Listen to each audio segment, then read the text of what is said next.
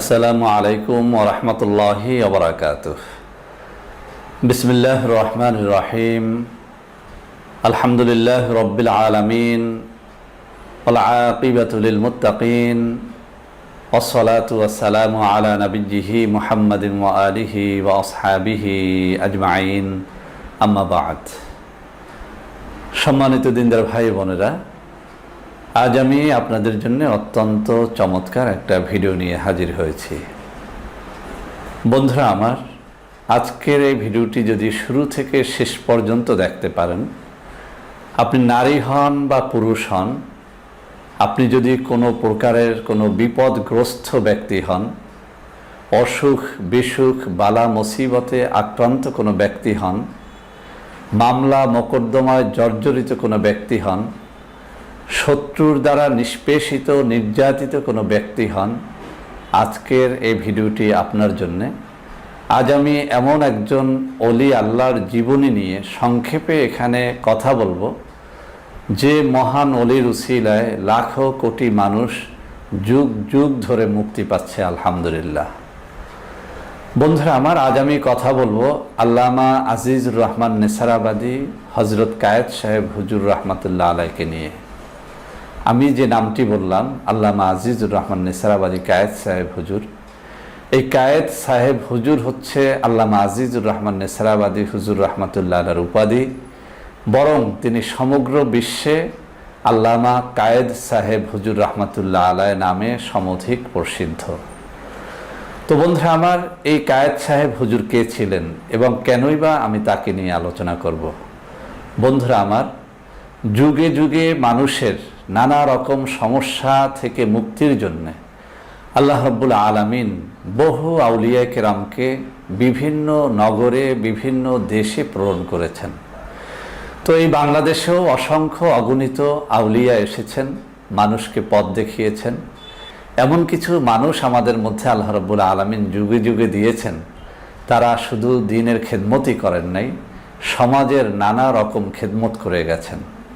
তো সেরকম একজন মহান ব্যক্তিত্বের নাম হচ্ছে আল্লামা আজিজুর রহমান নেসারাবাদী হজরত কায়েদ সাহেব হুজুর রহমাতুল্লাহ আলাই, যার জন্ম হচ্ছে আমাদের বরিশাল বিভাগের ঝালকাঠি সদর উপজেলার নেসারাবাদ গ্রামে।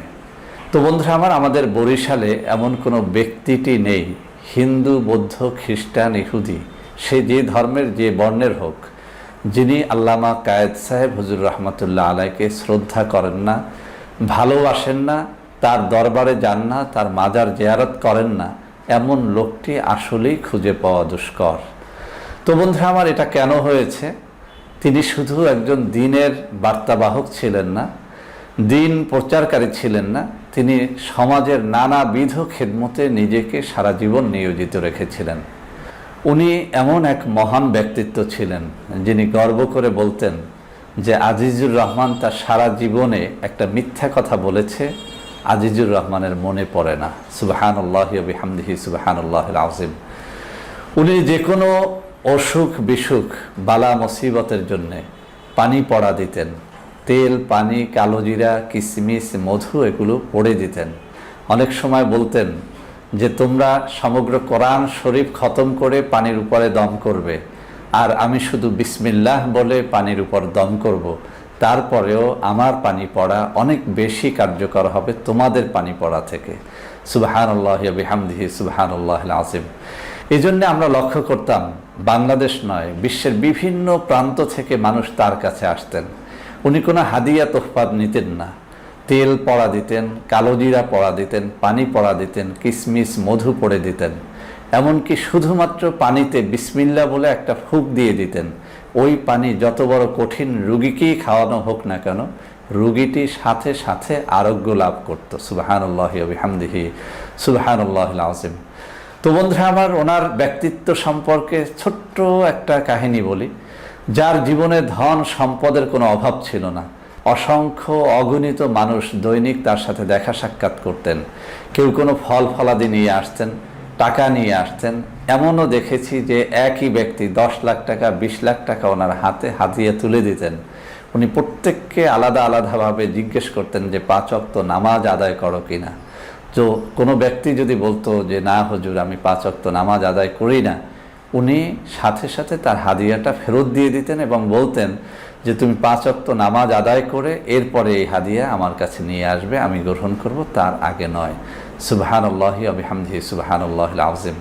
যত টাকা ওনার কাছে দৈনিক আসতো মান্নতের জন্য, আমরা কখনো কখনো দেখেছি যে কোনো দিন একদিনই 5 লাখ 10 লাখ 20 লাখ হয়ে যেত, কিন্তু উনি মান্নতের সমস্ত টাকা গরিব দুঃখী মিসকিনকে বিলিয়ে দিতেন। সুবহানাল্লাহি ওয়া বিহামদিহি সুবহানাল্লাহিল আযীম। টাকা পয়সা ধন দৌলত বা দুনিয়ার প্রতি তার সামান্যতম মোহ ছিল না। এই কারণে আমরা দেখতাম যে ওনার ব্যক্তিত্ব এতটাই প্রখর ছিল, বড় বড় মন্ত্রী মিনিস্টার, অনেক বড় লেভেলের অনেক ব্যবসায়ী, অনেক সমাজপতি ওনার কাছে সামান্য দোয়া নেয়ার জন্য ঘন্টার পর ঘন্টা লাইনে দাঁড়িয়ে থেকে তারপরে দেখা সাক্ষাৎ করতেন। ওনার কদমের সামান্য ধুলি নেয়ার জন্যে আমি এমন সব মন্ত্রীদের দেখতাম যেসব মন্ত্রীদের কাছে যাওয়াটাই দুষ্কর আমাদের মতো মানুষের জন্য, কিন্তু সেই সব বড় পদের মন্ত্রীরা এসে ওনার দরবারে ঘন্টার পর ঘন্টা বসে থাকতেন। যতক্ষণ পর্যন্ত না তিনি তার খাস কামরায় ডাকতেন ততক্ষণ পর্যন্ত কোনো মন্ত্রীর অধিকার ছিল না বলার যে দরজাটা খোলো, হুজুরকে একটু দেখব। উনি যখন ডাকতেন তখনই যেতেন। তো যাই হোক, ওনার মতো মহান ব্যক্তিত্বের জীবনী যদি আমি ঘন্টার পর ঘন্টা আলোচনা করি শেষ হবে না। ওনার সব থেকে বড় কারামত ছিল ওনার সামনে এসে কেউ মিথ্যা কথা বলতে পারতেন না। আমাদের দেশে এখনও একটা বিষয় প্রচলিত আছে, আগেও ছিল। যখন উনি হায়াতে বেঁচে ছিলেন আমরা দেখেছি কোথাও ডাকাতি হলে, কোথাও কোনো বড় ধরনের অপরাধ সংঘটিত হলে প্রতিপক্ষ যদি তাকে বলতো যে তোমার সব কিছু মেনে নিলাম, কিন্তু তুমি একবার বলবে, হযরত কায়েদ সাহেব হুজুর রহমতুল্লাহ আলাইহির হাত ধরে তুমি একবার শুধু বলবে যে আমি ডাকাতি করি নাই, যদি বলতে পারো আমরা মামলা মোকদ্দমা তুলে নেব। তুমি যদি বলতে পারো এই মোবাইলটা আমি চুরি করি নাই, এটা যদি হুজুরের হাত ধরে বলতে পারো আমি মোবাইলের দাবি ছেড়ে দেব। আমরা দেখেছি যে কোনো অপরাধী, প্রকৃত অপরাধী তার হাত ধরে কখনো মিথ্যা বলার সাহস পেতেন না। এর একটা বড় কারণ ছিল, কয়েকবার দেখা গেছে যে কোনো অপরাধী তার হাত ধরে মিথ্যা কথা বলেছে, লোকটি সাথে সাথে পাগল হয়ে গেছে। এরকম 2-1টা পাগল এখনও আমাদের ঝালকাঠিতে বেঁচে আছে, যারা হুজুরের হাত ধরে মিথ্যা বলে পাগল হয়ে গেছে। 2008 সনে উনি মারা গেছেন। ওনার কবর মোবারক এখনও ঝালকাঠির নেছারাবাদ গ্রামে রয়েছে। ওনার করা বিশাল প্রতিষ্ঠান, সেখানে এখনও দিনের আলো ছড়াচ্ছে। এখনো পর্যন্ত কোনো ডাকাত, চোর, বদমাইশ, কোনো প্রতারক, গুন্ডা ওনার মাজারের সামনে দাঁড়িয়ে কখনো মিথ্যা বলতে পারেন না। এখনও আমাদের ঝালকাঠিতে কোনো বড় মামলার আসামিকে যদি বলা হয় যে আমরা মামলা তুলে নেব, যদি তুমি একবার শুধু কায়েদ সাহেব হুজুরের মাজারের সামনে দাঁড়িয়ে বলবে যে এই অপরাধটা তুমি করো নাই, আমরা দেখেছি যে কোনো অপরাধী সে কিন্তু মাজারের সামনে এসে এই কথা বলতে সাহস করে না, কেননা সে জানে যদি মাজারের সামনেও মিথ্যা কথা বলে সে পাগল হয়ে যাবে। তো বন্ধুরা আমার, এরকম একটা দুটো ঘটনা নয়, হযরত কায়েদ সাহেব হুজুর রহমতুল্লাহ আলাইহির সমগ্র জীবনটাই ছিল একটা কারামত। উনি অনেক সময় বলতেন যে আমার একটা হালত আসে, যে হালতে আমি প্রত্যেকটা ব্যক্তির কলবের দিক তাকিয়ে বলতে পারি এই লোকটা চোর, বদমাশ, গুন্ডা, প্রতারক বা অন্য কিছু। তো অনেক সময় সাবধান করে দিতেন, তোমাদের মধ্যে যারা প্রতারক, গুন্ডা, বদমাশ, চোর আমার এই হালত অবস্থায় আমার সামনে আসবে না, আমি কিন্তু ধরে ফেলবো। আমরা এরকম অনেক ঘটনা দেখেছি যে তার বাড়ির মাহফিলে কোনো চোর এসেছে, গুন্ডা এসেছে, জুতা চুরি করবে, তার সামনে পড়েছে, সাথে সাথে সে ধরে ফেলেছে এবং পুলিশের হাতে তুলে দিয়ে বলেছে যে এটা একটা চোর। পুলিশ তদন্ত করে স্বীকার করিয়েছে যে আসলেই সেটা ছিল চোর। সুবহানাল্লাহি ওয়া বিহামদিহি সুবহানাল্লাহিল আযীম। তো বন্ধুরা আমার, আজকের এই মহান ব্যক্তিত্ব, মহান ওলি আল্লামা আজিজুর রহমান নেছারাবাদী কায়েদ সাহেব হুজুর রহমতুল্লাহ আলাইহি, উনি আমার আপন নানা, আমি ওনার বড় নাতি, অর্থাৎ কায়েদ সাহেব হুজুর রহমতুল্লাহ আলাইহির বড় মেয়ে ফাতেমা বেগমের আমি বড় সন্তান। তো ছোটবেলা থেকে নানার সাথে চলতে চলতে অসংখ্য অগণিত কারামতের আমি একজন জ্যান্ত সাক্ষী। আজ হযরত কায়েদ সাহেব হুজুর রহমতুল্লাহ আলাইহির একটা প্রতিষ্ঠিত প্রতিষ্ঠান এবং তার একটা প্রতিষ্ঠিত ফান্ড নিয়ে কথা বলবো, যে ফান্ডে যে কেউ যে কোনো উদ্দেশ্যে মান্যত করলে সাথে সাথে মান্যতটা পূর্ণ হয়। তো বন্ধুরা আমার, এই ফান্ড গঠনের একটা ছোট্ট ইতিহাস আছে আমার মায়ের মুখ থেকে শোনা। আমি সেই ইতিহাসটুকু বলে এই ফান্ডের কারামত নিয়ে আলোচনা করব। বন্ধুরা আমার, আপনারা সবাই জানেন আল্লাহর রাসূল সাল্লাল্লাহু আলাইহি ওয়াসাল্লাম তার বড় কন্যা মা ফাতেমাতুজ জোহরা রাদিয়াল্লাহু তাআলা আনহাকে অত্যন্ত ভালোবাসতেন। তো আমার নানার মুখে আমি শুনেছি, তিনি বলেছেন, আমি আমার বড় কন্যা ফাতেমার নাম ফাতেমা রেখেছি এই কারণে যে আল্লাহর রসুল সাল্লাল্লাহু আলাইহি ওয়াসাল্লামের বড় কন্যার নাম ছিল ফাতেমা। অতএব আমি আমার আদরের কন্যা ফাতেমাকে অত্যন্ত ভালোবাসি, তোমরাও এই ফাতেমাকে ভালোবাসবে। তো বন্ধুরা আমার মায়ের মুখ থেকে শোনা এই ঘটনাটি বলেই আমি আমার আসল আলোচনায় চলে যাব। আমার মায়ের মুখে শুনেছি হযরত কায়েস সাহেব হুজুর রহমাতুল্লাহ আলাইহ একবার আমাদের গ্রামের বাড়িতে রাজাপুরের চারাখালীতে মাহফিলে আসলেন। মাহফিল শেষ করে পরদিন ফজরের নামাজের বাদ, ইশরাকের বাদ হযরত কায়েস সাহেব হুজুর রহমাতুল্লাহ আলাইহ বাড়ির মধ্যে ঢুকলেন, আমার মাকে ডেকে তার পাশে বসালেন। এরপর আমার মাকে উদ্দেশ্য করে বললেন যে ফাতেমা, তোমাদের এই বাড়ির দ্বীনি প্রতিষ্ঠানগুলোকে একত্র করে আমি একটা ফান্ড কায়েম করে যাচ্ছি। মাদ্রাসা, মসজিদ, এতিমখানা, মক্তব, লিল্লা বোর্ডিং, এভাবে 7টা ফান্ডকে একত্র করে তোমার এই বাড়িতে আমি যে প্রতিষ্ঠানগুলো কায়েম করে দিয়েছি, এই 7টা ফান্ডকে একত্র করে আজ প্রতিষ্ঠা করে গেলাম 7 ফান্ড। যে ব্যক্তি এই 7 ফান্ডে কোনো বিপদ আপদ বালা মুসিবতে আক্রান্ত হয়ে মান্নত করবে, আল্লাহ রাব্বুল আলামিন তার মান্নতকে কবুল করবেন। ফাতেমা, তোমাকে আমি নির্দেশ দিচ্ছি এই 7 ফান্ডের তুমি প্রচার করবে।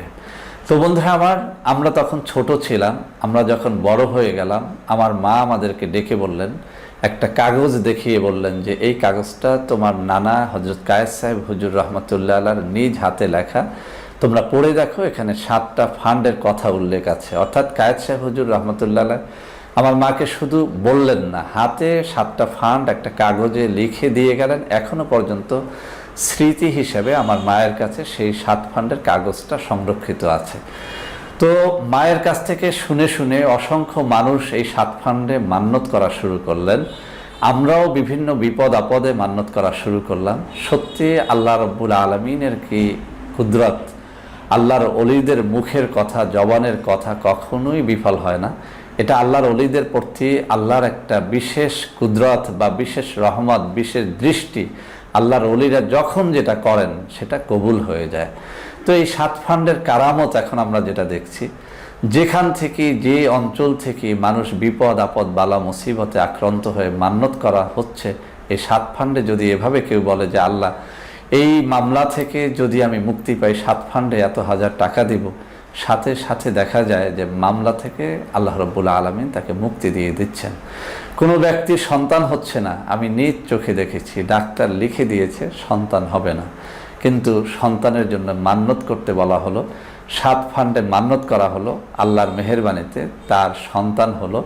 আমি নিজে দেখেছি 7 ফান্ডে টাকা নিয়ে হাজির হতে এমন কিছু মানুষ যাদের সন্তান হচ্ছিল না, ইন্ডিয়া গিয়েও হচ্ছিল না, বিভিন্ন কান্ট্রিতে বড় বড় চিকিৎসকের দ্বারস্থ হয়েও হচ্ছিল না, 7 ফান্ডে মান্নতের উছিলায় সন্তান হয়ে গেছে আলহামদুলিল্লাহ।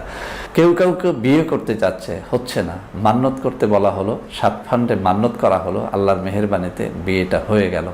এরকম অসুখ বিসুখ থেকে মুক্তি, মামলা থেকে মুক্তি, বড় বড় সমস্যা থেকে মুক্তির জন্য যখনই কেউ 7 ফান্ডে মান্নত করে, সাথে সাথে তার সেই মান্নত পূর্ণ হয়ে যায় আলহামদুলিল্লাহ। তো বন্ধুরা এরকম কয়টা ঘটনা আমি বলবো। আপনারা যারা আমার কাছে বিভিন্ন অঞ্চলে যখন আমি সফরে যাই এবং আমার সাথে দেখা সাক্ষাৎ করে নানা রকম দুঃখ কষ্ট বালা মুসিবতের কথা বলেন, তাবিজের জন্য আসেন, বিভিন্ন রকমের সমস্যার জন্য ঔষধের জন্য আসেন, আমি যখন নিরুপায় হয়ে যাই, অনেকবার ঔষধেও যখন ভালো হয় না, অনেক তাবিজেও যখন তার সমস্যা দূর হয় না, তখন আমি নিজেই বলে দেখেছি যে ভাই মান্নত করো, কায়েস সাহেব হুজুর রহমাতুল্লাহ আলাইহির প্রতিষ্ঠিত 7 ফান্ডে মান্নত করে দেখো। এই মান্নতের কোনো টাকা পয়সা আগে দিতে হয় না, তুমি শুধু এভাবে বলবে যে আল্লাহ অমুক মামলা থেকে নিষ্কৃতি পেলে এত হাজার টাকা 7 ফান্ডে দেব, তুমি মান্নত করে দেখো, যদি তুমি নিষ্কৃতি পেয়ে যাও মান্নত আদায় করে দিবে। আলহামদুলিল্লাহ এরকম অনেক মানুষকে আল্লাহ রাব্বুল আলামিন মুক্তি দিয়েছেন। এরকম সন্তান হয় না, ইন্ডিয়াতে গিয়েছে সন্তান হয় না, মান্নত করতে বলেছি, আলহামদুলিল্লাহ সন্তান হয়েছে। এরকম ঘটনা অনেকগুলো আমার নিজ চোখেই দেখেছি, আগেই বললাম। তো বন্ধুরা আজকে মূলত আপনাদের সামনে এই ঘটনাগুলো বলার একটাই মকসুদ, সেটা হচ্ছে আপনারা যারা টাকার অভাবে চিকিৎসা নিতে পারেন না, একটা বড় মুসিবতে পড়ে গেছেন, বড় কোনো জালিম আপনার উপরে নির্যাতন করছে, এই জালিমকে দমন করা আপনার জন্য সহজসাধ্য নয়। বড় কোনো আমল করা যেটা দিন দিন করতে হয়, বছরের পর বছর করতে হয়, শত্রু দমনের দোয়া অথবা অন্য কোনো দোয়া, পারছেন না, তাদেরকে বলবো আপনার মান্যত আপনি করে দেখেন, জাদুর মতো এটা কাজ করে। শুধু আপনি করে রাখবেন, 1 টাকাও অগ্রিম দিবেন না। আপনি 50,000 টাকা মান্যত করেছেন, সন্তান লাভের জন্য গরু মান্যত করেছেন অথবা অন্য কিছু মান্যত করেছেন, 1 টাকা কেউ আপনাকে ফোন করে বিরক্ত করে চাইবে না। আপনি মান্যত যখন পূর্ণ হবে, অর্থাৎ আপনি যে জন্য মান্যতটা করেছেন সেই মান্যতটা যখন পরিপূর্ণ হবে, মামলা থেকে নিষ্কৃতির জন্য মান্যত করেছেন, মামলা থেকে নিষ্কৃতি পেলে আপনি মান্যতের টাকা আদায় করবেন। অসুখ থেকে নিষ্কৃতির জন্য মান্যত করেছেন, অসুখ থেকে মুক্তি পেলেই কেবল আপনি মান্যতটা আদায় করবেন। অনেকেই জানেন না মান্যত কিভাবে করতে হয়, আমি সংক্ষেপে এখানে শিখিয়ে দিচ্ছি, মনে রাখার চেষ্টা করবেন। মান্যতটা এভাবে করবেন যে, হে আল্লাহ, আমার এই অসুখ থেকে যদি তুমি আমাকে মুক্তি দিয়ে দাও, আমি হযরত কায়েস সাহেব হুজুর রহমতুল্লাহ আলার প্রতিষ্ঠিত, তার বড় মেয়ের বাড়িতে প্রতিষ্ঠিত এই যে 7 ফান্ড, সেই 7 ফান্ডে আমি এত হাজার টাকা দেব। আপনার অসুখটি থেকে যদি আপনি মুক্তি পেয়ে যান, তখনই আপনি মান্যতটি আদায় করবেন, এর আগে মান্যত আদায় করবেন না।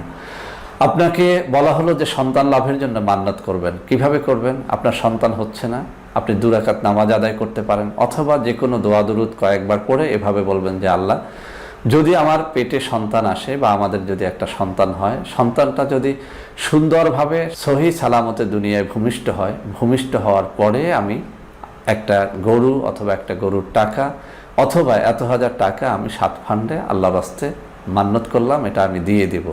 আপনার যদি সত্যিকার অর্থেই পেটে সন্তান আসে এবং যদি সেটি সহি সালামতে ভূমিষ্ঠ হয়, ভূমিষ্ঠ হওয়ার পরে আপনি আপনার মান্যত আদায় করে দেবেন।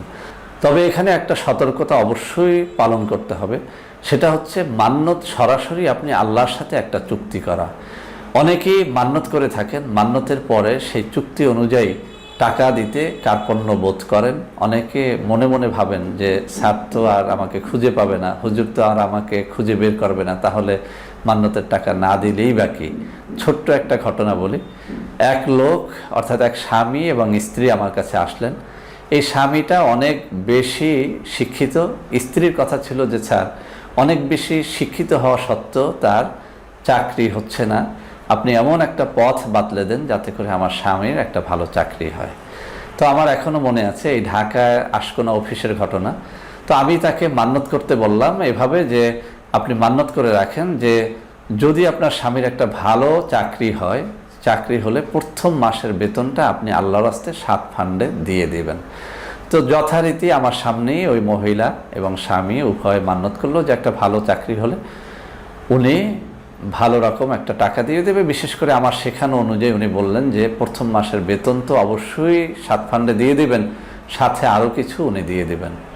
কিন্তু ঘটনাটা হলো এরকম, ওনারা চলে যাওয়ার 2-1 মাসের মধ্যেই ওনার স্বামীর একটা ভালো চাকরি হলো, কিন্তু উনি কিন্তু টাকা পয়সা নিয়ে আর দেখা করলেন না, 7 ফান্ডের মান্যতা আদায় করলেন না।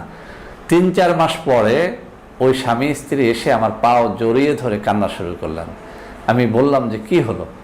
তো ওনারা স্বীকার করলেন যে স্যার, আপনার কথা অনুযায়ী মান্যত করেছিলাম, ভালো একটা চাকরি হলো, প্রায় 60-65 হাজার বেতন হলো, কিন্তু শয়তান দাগা দিল, মনের মধ্যে আসলো যে এটা হুজুরের দোয়ায় বা 7 ফান্ডের মান্যতের কারণে হয়েছে, এটা নাও তো হতে পারে, আমাদের চেষ্টায় চাকরিটা হয়েছে, তো টাকা দিব কেন?